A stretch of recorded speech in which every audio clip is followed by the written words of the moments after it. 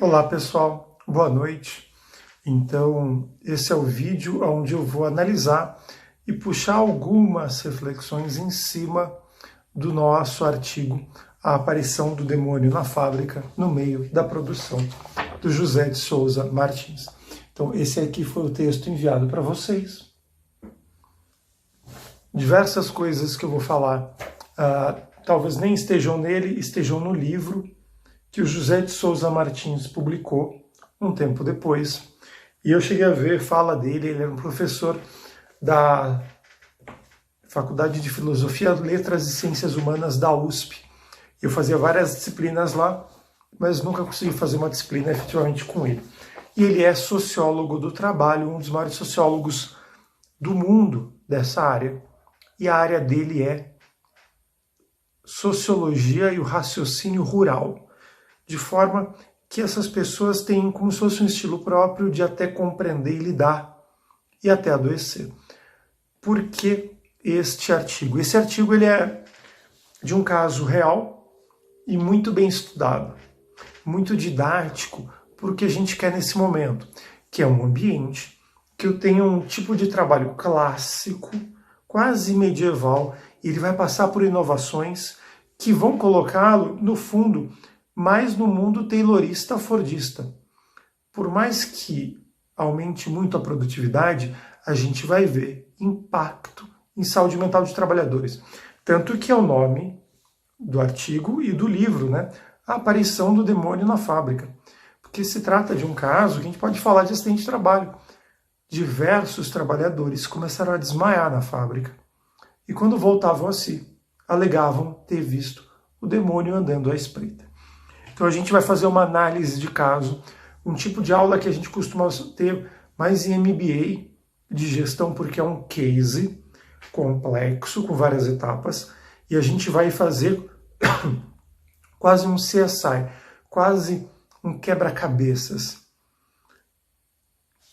para tentar entender por que nunca apareceu antes, o que era empresa estável, o que eu tenho de modificações, e no caso, mais taylorismos, fordismos, e o que eu tenho, por causa disso, esse tipo de adoecimento. Então a gente vai levantar um monte de informação que parece bobagem, mas no fundo é um quebra-cabeça. Eu preciso desses elementos para compreendê-lo. E por quê? Que quem escreve é o José de Souza Martins.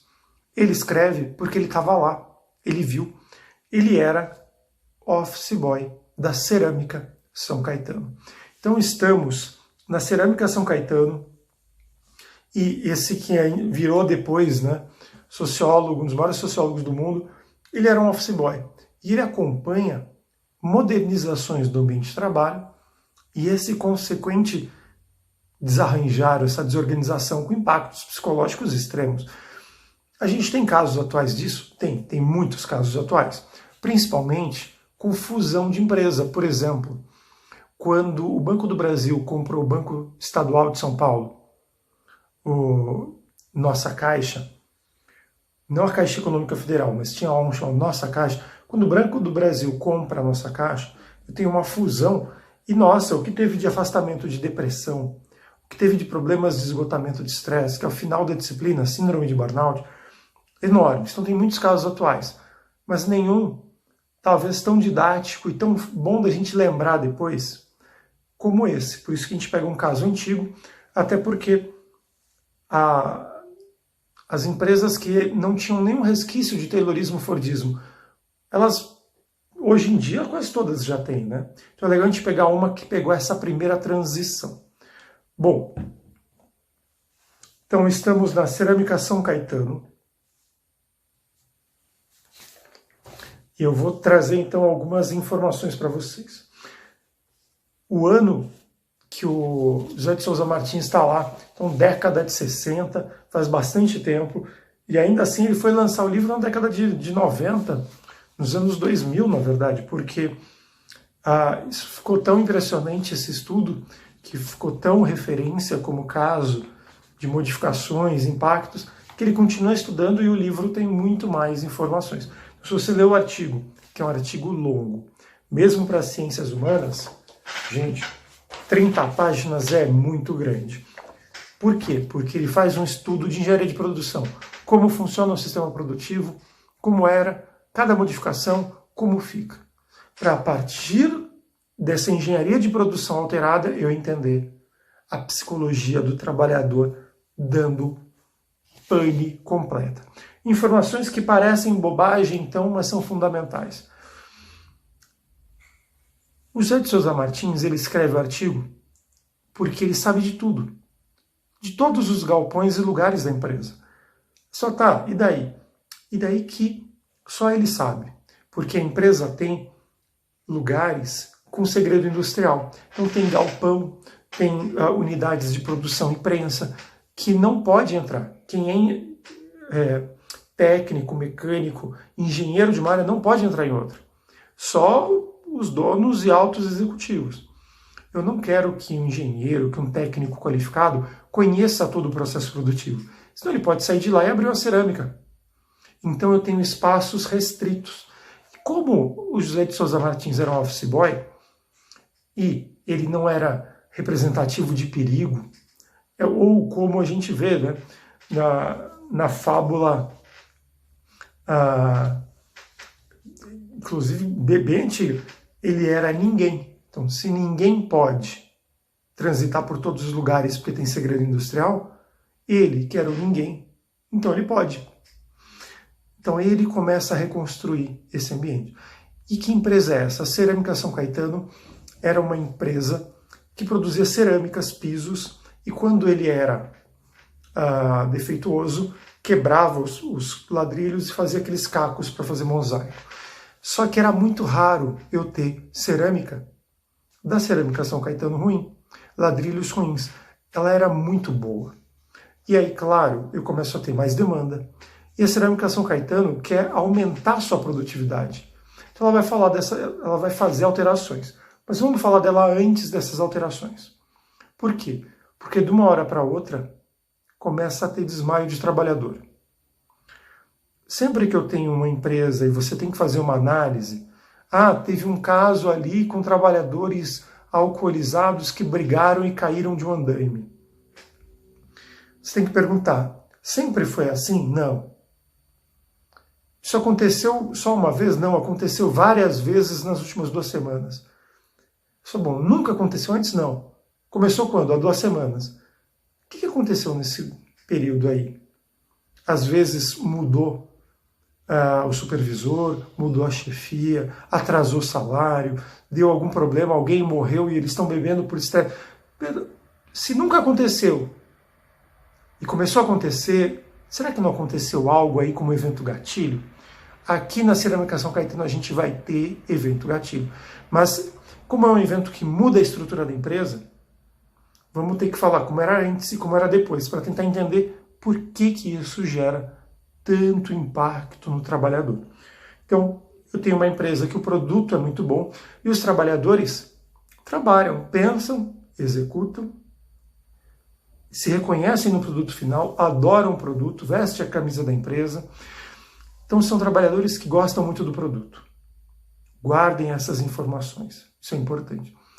Gosta muito do produto. Trabalha lá há quanto tempo? Desde sempre. O pessoal entra de ajudante, vira aprendiz, vira artesão e depois vira mestre artesão.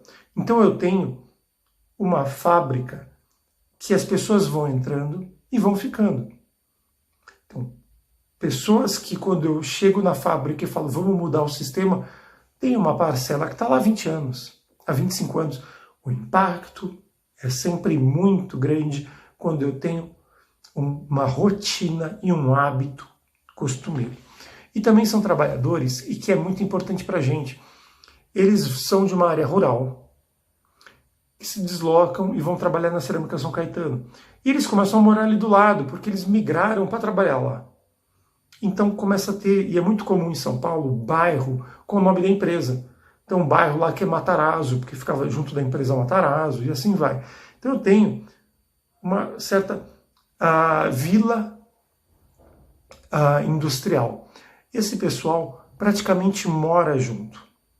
né? A gente chama, às vezes, de vila operária. É um pessoal que começa a morar tudo do lado da empresa e trabalha na empresa. E todo mundo trabalha, o marido e a esposa trabalham, quando o filho já tem 13, 14 anos, vai trabalhar lá. Então eu tenho um ambiente onde todo mundo meio que se conhece e trabalha na empresa. Isso também é importante para a gente. Como que é o controle da empresa? Tudo isso parece bobagem, gente, mas ele é fundamental para entender o caso. O controle, ele é familiar. Se uma pessoa começa a roubar, ela mora dentre os outros trabalhadores, né? As casas são próximas. Então vão olhar e falar, da onde você tirou esse carro? Da onde você comprou isso? E a própria família entrega. Então eu tenho um controle familiar. E a pessoa, se ela começa a fazer fraude na empresa, ela queima não só ela, o nome da família, os filhos, os sobrinhos não vão arrumar mais emprego na empresa. Então, quando eu tenho uma empresa que funciona meio medieval, todo mundo pensa, executa mestre artesão, aprendiz, os nomes são nomes medievais praticamente, o controle ele é familiar. Ele não é um controle empresarial, profissional, ele é um controle amador. E também é a seleção. Como que é a seleção? Em tese nem tem seleção, eu tenho recrutamento, que é, olha, está precisando de gente aqui, alguém tem um filho, um sobrinho? Porque os próprios trabalhadores vão botando os filhos para trabalhar lá. Nesse momento você entra como ajudante, depois vira aprendiz, depois vira artesão, depois mestre, e assim vai. Basta querer trabalhar. Eu não preciso de um curso técnico. Então, eu tenho um controle familiar, um recrutamento e seleção familiar. O ambiente, ele é muito estável, há décadas sendo igualzinho. Quando eu vou ter uma modificação, é bem possível que o desarranjo inicial gere muito desconforto e confusão. Com o tempo, vai se acertando. Mas, inicialmente, o impacto ele é muito impressionante. Vamos falar um pouco da empresa, então, antes da gente ter o gatilho tecnológico, a mudança do sistema produtivo. Eu tenho 3 grandes galpões, digamos assim, 3 unidades produtivas. E a gente está falando de uma empresa muito grande. Mais de 2.000 trabalhadores no seu auge. Um primeiro momento produtivo é o mais, digamos, manual, artesanal. Eu tenho caminhões trazendo barro e matéria-prima, argila, de várias jazidas diferentes. Então eu tenho matéria sendo trazida de vários lugares e eu tenho a mistura desse material e eles vão fazer a moagem. Então vão moer até virar um talco ultra fino. Então esse barro, essa argila que vem de vários lugares, para a gente fazer um ladrilho, ele vai antes, nesse primeiro momento, vai ser misturado e vai ser moído. E aqui tem algo que é bem medieval e que é importante para a gente.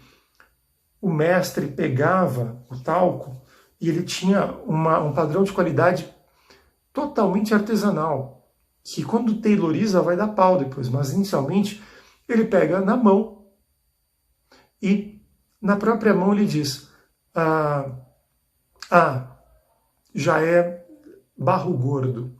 Quando ele sentia na mão uma textura que ele chamava de barro gordo, estava bom. Se não, por mais que ele seguisse uma fórmula, é tanto de proporção dessa jazida, tanto dessa, porque tem mais manganês e etc., ele pega na mão e faz na mão.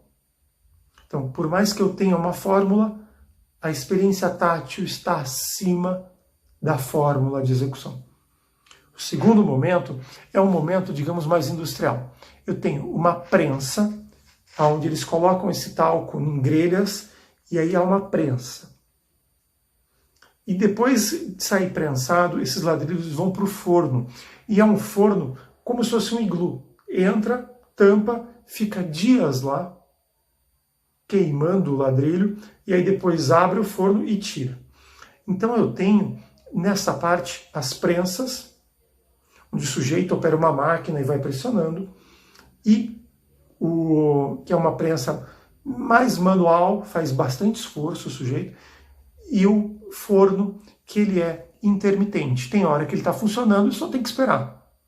Não tem o que fazer. E tem hora que já deu, pode abrir e tirar.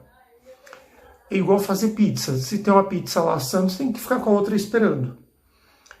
E esse é o gargalo produtivo.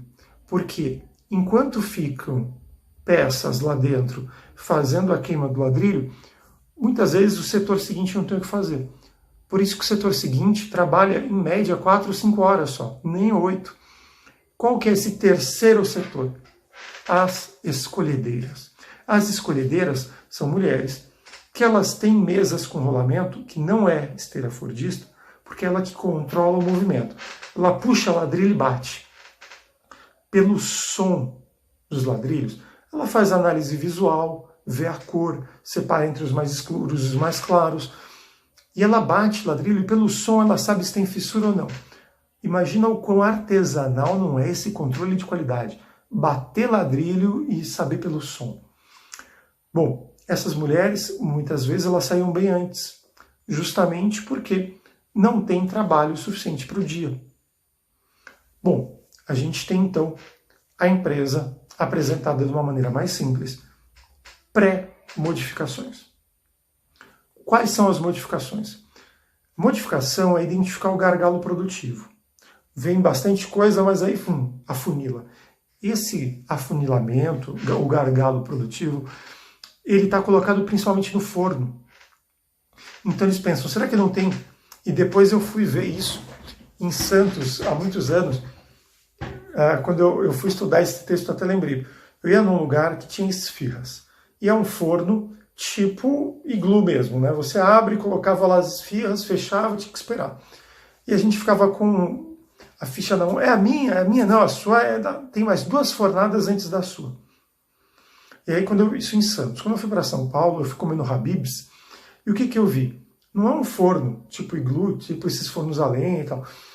Ele é um grande caixotão de aço inox com uma esteira dentro e com queimadores embaixo e em cima. Ele vai colocando as esfirras aqui e elas vão passando por dentro, parece uma geladeirona comprida, e vão assando. Demorava 3 minutos até sair do outro lado. Então, vai tendo pedido, ele vai colocando. E fica outra pessoa do outro lado, que 3 minutos depois vai tirando os pedidos.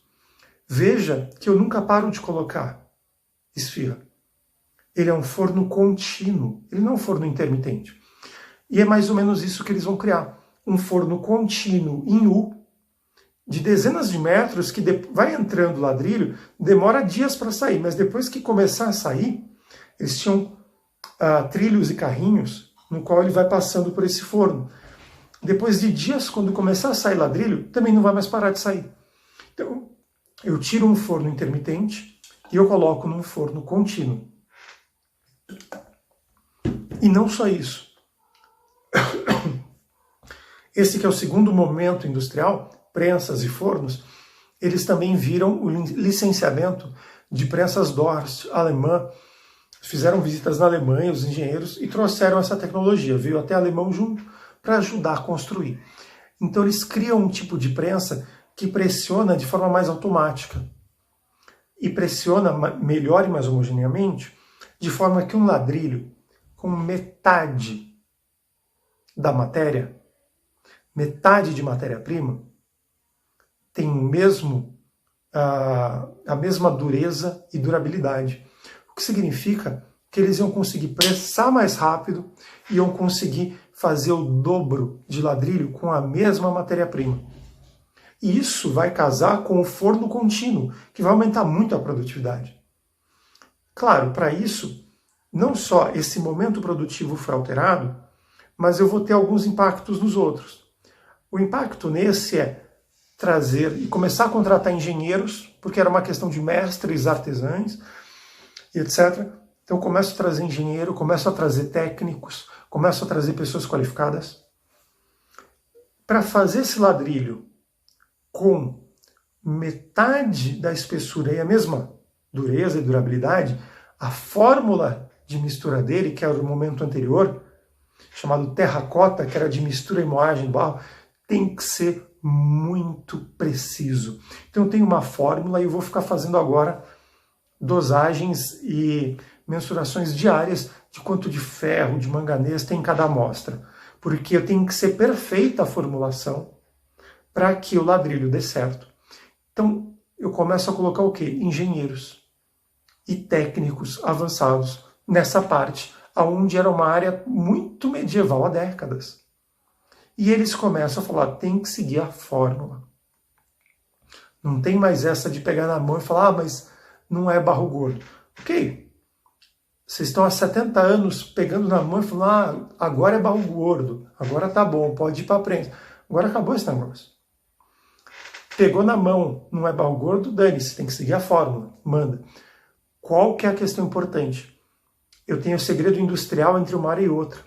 Então imagina que eles nem sabem muito bem que a prensa nova precisa necessariamente daquela formulação. Então eu tenho pessoas que trabalham há muitos anos nesse ambiente que estão recebendo ordem de engenheiro recém-formado e falando, o certo é assim. E eles começam a ter conflitos. Na segunda parte, os operadores de máquina vão ter um estranhamento físico, porque as máquinas são novas. E na terceira parte, que são as escolhedeiras, elas vão ter um período de adaptação, porque os fornos, eles têm um período de 20, 25 dias de adaptação. Então, o material que era sempre perfeito, e eles adoravam o produto, começou a sair com um alto índice de anomalia. E imagina você bater ladrilho e ele não faz mais o mesmo som. Olha o quão estranho, não é? E claro, essas mulheres de 4 horas começaram a trabalhar 8 horas. Então eu tenho 3 espaços. Primeiro espaço, eu começo a ter engenheiros e técnicos ditando as regras. Uma alteração na liderança, que faz com que os próprios trabalhadores não saibam quem seguir. Eu vou seguir o meu mestre, uma coisa que pode até acontecer na engenharia civil em alguns pontos. Eu sigo o meu mestre, que trabalha com isso há 30 anos, ou eu vou seguir alguém que está nessa área há 2 anos só porque tem certificado, diploma. Primeiro momento vai dar conflito. No segundo, estranhamento físico. E no terceiro também, elas vão trabalhar muito mais, porque é muito mais peça. E a grande parte defeituoso. Estranhamento físico, mais cansaço, aumento de horas. Onde vocês acham que eu tenho grupo de trabalhadores, porque foi só em um desses lugares, que começou a desmaiar. E depois de um tempo voltar a si, e quando voltava a si alegava ter visto o demônio. Eu desmaiei porque eu vi o demônio andando entre nós. Bom, todos os lugares tiveram seus impactos, mas onde isso aconteceu foi nas escolhedeiras. Na parte de terracota, moagem do barro e mistura, eu vou ter muito conflito. Vou ter provavelmente algo chamado sabotagem, que não é exatamente sabotagem, né? O pessoal não seguia as ordens dos técnicos engenheiros, porque eles queriam dar aquela experiência tátil de pegar no final e falar, não, agora todo esse tonel já tá bom porque já é barro gordo. Então eles às vezes seguiam as ordens dos engenheiros, às vezes não seguiam, porque os engenheiros tinham acabado de chegar, seguiam as ordens dos mestres. Primeiro ponto, eu tenho conflito. No segundo ponto, eu tenho um estranhamento físico com a máquina, eu até tenho. Então, Charlie Chaplin, né, que apertava parafuso, saiu de lá e continuava fazendo. Porém, o sujeito que tem uma máquina nova, por mais que ele vá ter um impacto físico, ele tem ancoragem visual, ele sabe que tem uma máquina nova, e sabe que na máquina nova, sempre que dá um barulho, ele tem que apertar um pedal. Deu um barulho, ele aperta o pedal. Se não apertar, pode estragar a máquina. Então ele cria um comportamento, às vezes, circular, condicionado, no qual ele está em casa, escuta um som, que é o som da máquina, e, tipo, a perna dele. Ele vai olhar e vai dar risada, porque ele vai lembrar da máquina. Então ele pode até ter a gente até viu o Zé de Souza comentar sobre isso, mas ninguém sabe. Mas digamos que a máquina nova deu alguma neurotização. Ele vai achar que é o demônio tomando conta do corpo dele? Porque tocou a buzina e ele dá um start na perna? Não. Ele vai saber que é da máquina, porque eu tenho uma máquina nova. o que não acontece com as escolhedeiras. As escolhedeiras estavam trabalhando 4 horas por dia, vão trabalhar 8. 4 horas, tranquilo, agora são 8 corridas. É como se ela trabalhasse não 2 vezes mais, mas 4 vezes mais. Então eu vou ter um cansaço de repetição de movimento, com uma enorme insatisfação e estresse, porque ela bate e não sai o som que ela está acostumada. E os ladrilhos vão saindo tudo deformado, porque eles não falam para elas que as primeiras levas vão vir tudo deformado porque está adaptando o novo forno. Então, na mentalidade do Taylorismo-Fordismo, que começa a se implantar nessa fábrica, ela é paga para bater ladrilho, não é paga para pensar. Sendo assim, eu não preciso dar feedback para ela. Feedback do que está acontecendo. Porque ela não pensa, ela só executa. Então vocês entendam que essa análise de caso já está mostrando que se fosse uma empresa que raciocina como o modelo japonês, ele diria, todo mundo em alguma medida pensa, e eu dou feedback para todo mundo, e eu peço sugestão para todo mundo. Então, se fosse o modelo japonês que a gente vê, não semana que vem a partir da outra, já não daria esse problema. Porque o modelo japonês sabe que as pessoas pensam, e sabe que as pessoas têm essa função de liderança, motivação, feedback, expectativa, frustração.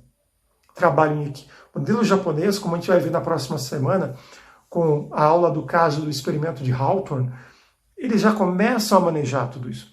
Mas aqui não, aqui eu estou com a mentalidade taylorista-fordista. Para que eu vou dar um feedback para elas de que, relaxa, não fique tão assim porque o som vai ser diferente, porque a espessura é outra,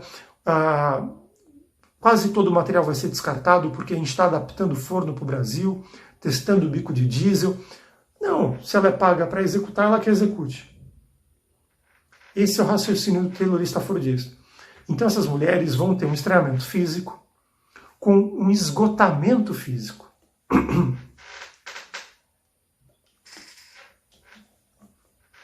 Trabalham há décadas nessa empresa. Trabalham há décadas nesse lugar. E ela sempre almoça. E em dado momento, vai acabar a energia dela no meio do dia, ela vai começar a ter uma queda de pressão, vai escurecer tudo. Fala, mas você não almoçou hoje? Eu almocei. Mas você almoçou bem? Almocei, porque eu almoço todo dia. Só que agora ela precisava almoçar bem mais. Agora precisaria ter pausas para alimentação. Porque agora o ritmo de trabalho quadruplicou. Então eu vou ter pessoas que acham que estão fazendo a mesma coisa, mas não estão. Estão fazendo 4 vezes mais. E vão começar a ter uma queda de glicemia, vai ter queda de pressão, pode desmaiar por fraqueza mesmo. Então eu começo a entender por que nesse lugar das escolhedeiras eu começo a ter desmaios. E quando voltam a si, alegam ter visto demônio. Primeiro passa mal, estranhamento físico. E quando eu volto, eu não saber o que está acontecendo. Então, primeiro ponto, a gente já está descobrindo. Isso explica? Não. Muita coisa precisa dar errada ao mesmo tempo para isso acontecer. Para ter pessoas numa empresa desmaiando e falando que viram demônio, gente, muita coisa precisa dar errado em sequência. Isso eu diria, brincando, assim, 40%. Como assim? Isso não é 100%? Não, 40% da aparição do demônio, desse fenômeno que é um mal-estar, impacto psicológico, a parte física, esgotamento dos 40%. Tá, mas e os outros 60%? Vamos continuar o quebra-cabeça. Bom, junto com essa inovação, eu começo a inovar o recrutamento e seleção. Antes, vem da Vila Operária. Tem um filho, um sobrinho, manda vir. A gente vai ensinando a trabalhar. Agora não. Agora tem uma série de modernizações e eu preciso de pessoas que tenham qualificação.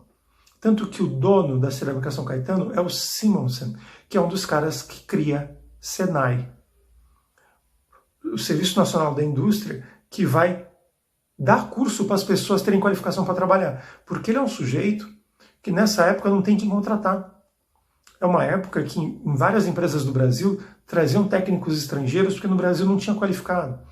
Então, antes, qualquer filho, sobrinho podia entrar para trabalhar na Cerâmica São Caetano. Agora não. Agora eu quero que tenha um curso técnico.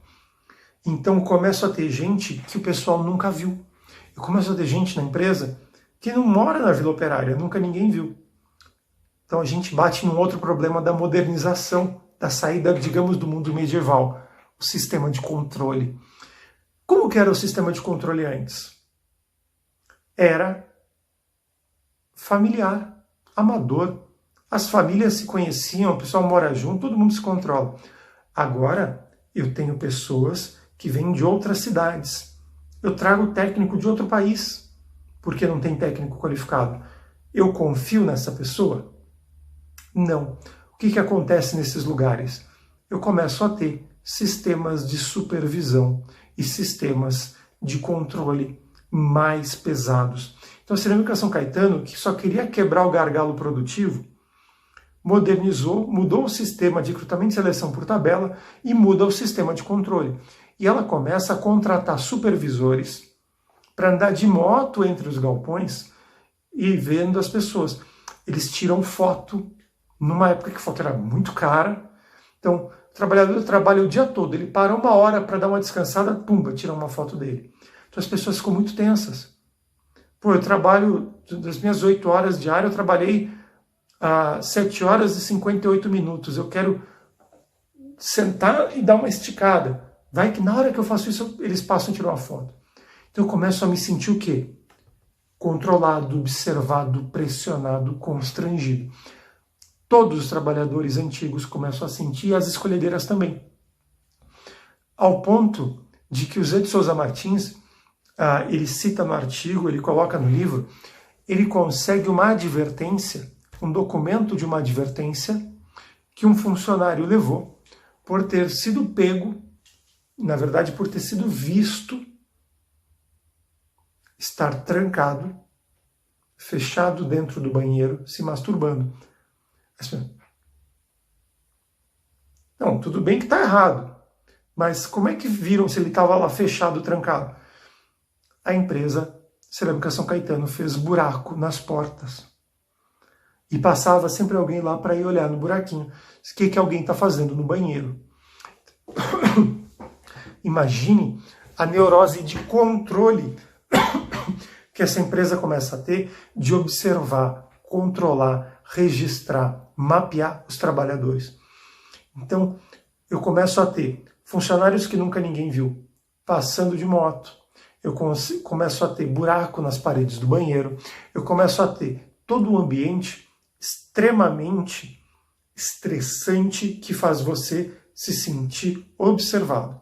O objetivo disso é que você se sinta observado, então você não apronta. Por isso que se vende tanto câmera de segurança que é fake. Ela tem uma pilha que ela faz assim. E as pessoas, e funciona. Por quê? Eu tenho uma câmera ali, eu fico com medo de ter alguém olhando, então eu não faço. Não jogo um lixo no chão, etc. O fato de eu achar que eu posso estar sendo observado faz uma pressão enorme. Nós, a nossa geração, ou empresas que já têm isso há mais tempo, os trabalhadores acostumam. Com o tempo você acostuma. Veja nós somos uma geração que coloca foto pública no Facebook, no Instagram. Tudo bem para a gente ser observado, não dá muito problema. Em São Paulo, inclusive eu penso, pô, tem uma rua ali que tem várias câmeras, porque são condomínios de luxo, eu vou por ela. Que aí se eu for assaltado, depois tem uma câmera que mostra aí, eu tento identificar o assaltante. A gente até gosta de câmera, mas pode ser que o trabalhador que eu esteja lidando não se sinta assim. Então, o Taylorismo-Fordismo, ele não subentende que o trabalhador tem mente, que o trabalhador tem uma subjetividade e que essa subjetividade pode variar da minha. Então, o estranhamento corporal e o esgotamento, 40%. A paranoia delas se sentirem observadas o tempo todo, como se tivesse alguém à espreita. Lembrem da frase delas. Eu vi que tinha um demônio à espreita. Esse tipo de fala é porque ela já está pré-ativando cognitivamente Isso de se sentir observada. Bom, soma mais 40% a isso. Pô, mas deu 80%. Então precisa dar mais coisa errada. E o que dá mais errado é não só estranhamento físico, esgotamento, baixar a pressão e ela ficar tonta mesmo tendo comido, por aumento de... a empresa não descobriu ainda que ela tem que criar esses momentos de descanso e de lanche. Não só um controle extremo, diferente, que faz com que elas se sintam observadas o tempo todo, porque sim, elas estão sendo observadas o tempo todo, mas também a cultura de origem. Como são migrantes e moram juntos, elas podem estar no meio de Nova York, de São Paulo, não interessa. Eles fazem manutenção de cultura local. Então, se eu vou analisar acidente de trabalho, eu tenho que tentar analisar segundo a lógica deles. Por exemplo, o brasileiro tem mais índice de alcoolismo do que o japonês.